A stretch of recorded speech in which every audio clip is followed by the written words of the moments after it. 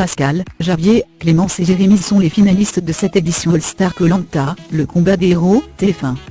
S'ils espèrent tous aller au bout, l'un d'entre eux quittera l'aventure à l'issue de la course d'orientation. Les 3 autres s'affronteront lors de la mythique épreuve des poteaux. Et le grand gagnant choisira contre lequel des 2 autres il disputera cette finale.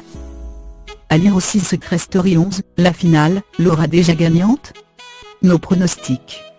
Gagnant de Secret Story 11, n'aurait remporté la finale avec 41,6% des voix d'Al 8, la finale, Agustin Galliana grand gagnant, Lenny Kim battu d'un cheveu. Afin de se qualifier, les naufragés doivent trouver un des 3 poignards cachés. Ils doivent ainsi définir la zone dans laquelle ils se trouvent.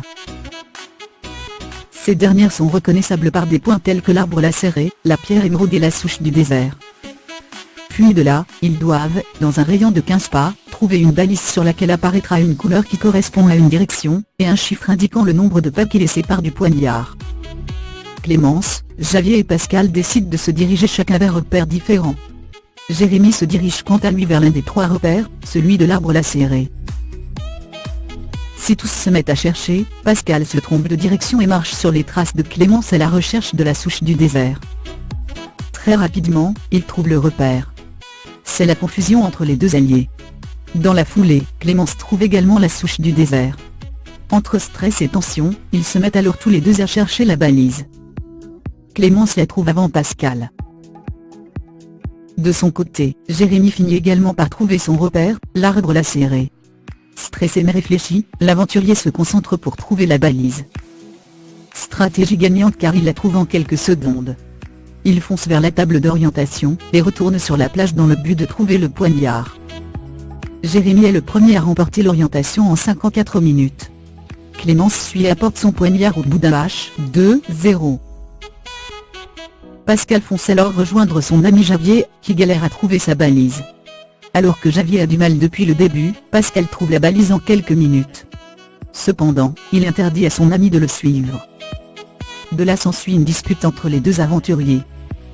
Après ça, Pascal retourne à la table d'orientation, afin de savoir dans quelle direction il doit aller pour chercher le poignard et finit par le trouver.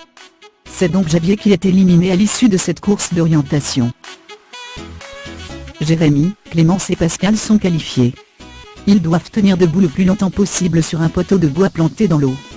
Au fil du temps, le rectangle sur lequel ils doivent tenir en équilibre se réduira. Une épreuve qui s'annonce difficile notamment en raison du vent. Les 3 aventuriers ne bougent pas d'un poil et restent concentrés. Au bout de d'un H, 3-0, le rectangle se réduit et devient un carré.